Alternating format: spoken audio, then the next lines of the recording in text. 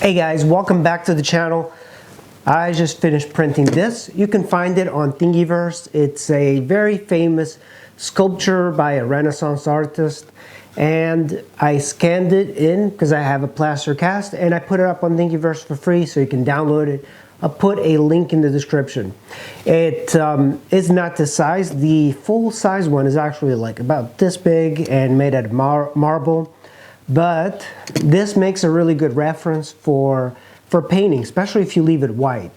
One thing I find is that even if you are printing this and you have the white of the plastic, just go ahead and paint it white anyway, because it will hide some of the little lines that the 3D printer makes. But I think it turned out pretty well.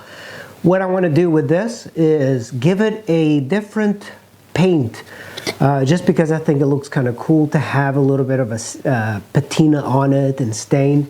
And also, one of the things that I like about 3D printers is that I can take 3D prints that I print, I scan my sculptures, put it up, and then print them. I can do various paints on the prints and kind of test out how things look before I do it on the original. So that's what I'm going to be using. I got this at Hobby Lobby, and it's just metallic paint. It's got like sparkles, so it's not like the reactive paint.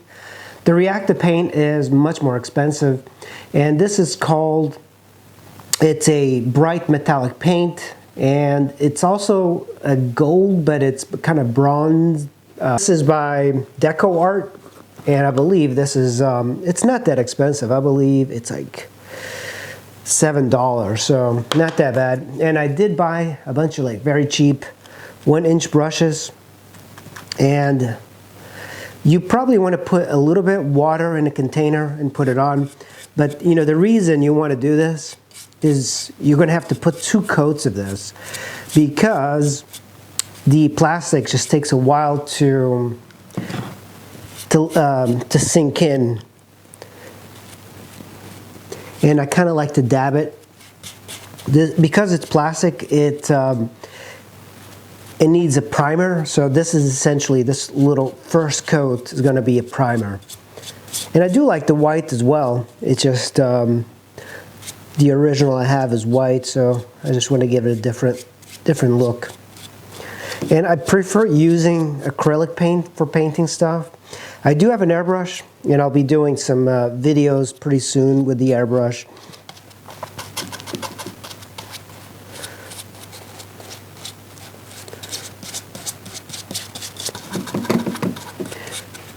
Back in the day, before 3D printers, you had to buy these casts, and there was only a few spots in the entire country, I'm in the United States, that you could get this. And a lot of these were in Italy, and then people made copies, and then they started like making molds and selling them.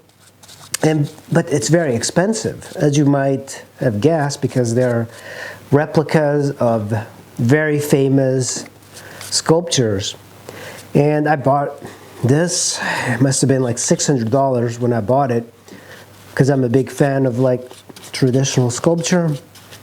So it's kind of amazing that with a 3D printer, you might not get like the greatest detailed sculpture, but you'll get like a really nice impression. So like, it's such an amazing thing. You could have a scanner and do this. I really recommend it. Like, I don't see a lot of 3D scanning on YouTube for traditional artists. I think a lot of traditional artists snub this process, because if you're going to do digital sculpting, you might as well do it on the computer.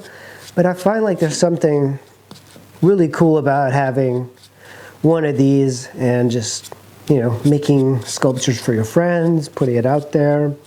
For me, I like that I'm providing this stuff to my subscribers, and I'll probably just keep doing that.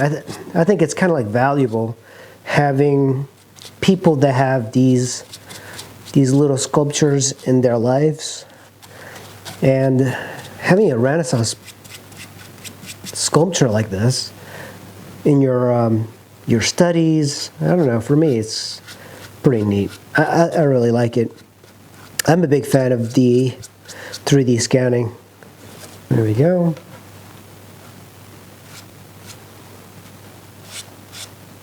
And we're going to let this dry and then come back with the paint and give it another coat. It should take about 20-30 minutes to dry, so it really depends.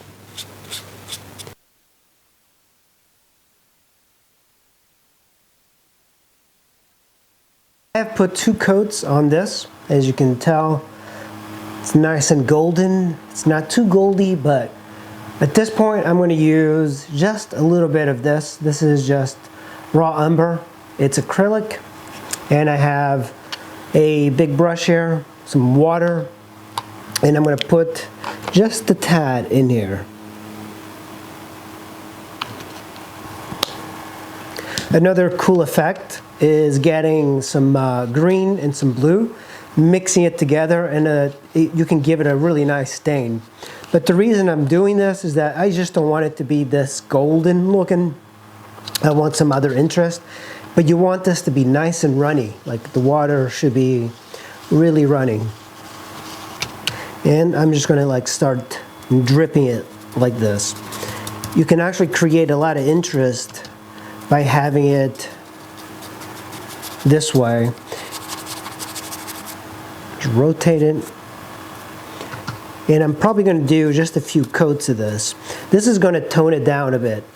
That way it's not as golden.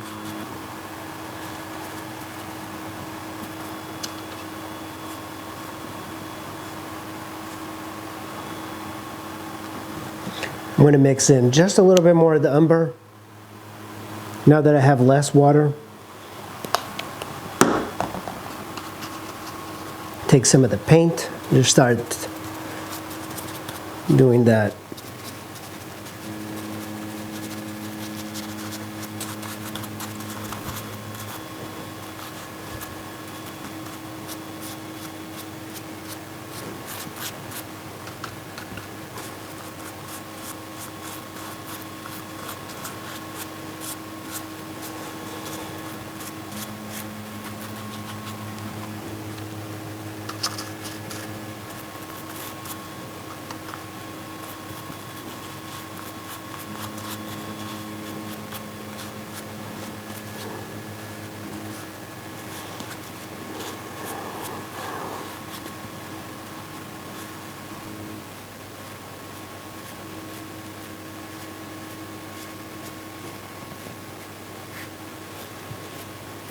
Well guys, that is what it looks like.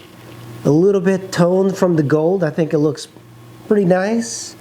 And this makes a really nice item to put on a shelf and for drawing. So I did not put any at the base. And I actually kind of warped it a little bit because I set it on a oil heater just to kind of dry it a little bit quicker so I could add 2 coats of the raw umber. But this 3D print is available now on Thingieverse, and you can get it for free. I'll put the link in the description, and go ahead and download it. Make sure you hit that like and subscribe, and I'll see you in the next video. Thanks for watching.